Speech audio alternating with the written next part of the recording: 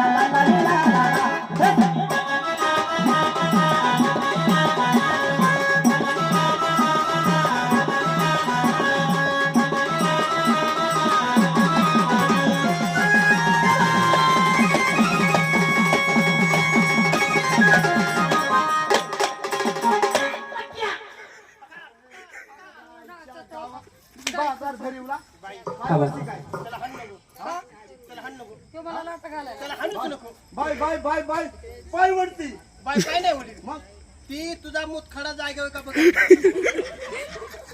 अरे गाय बन्या कुठलाही म्हणा बाई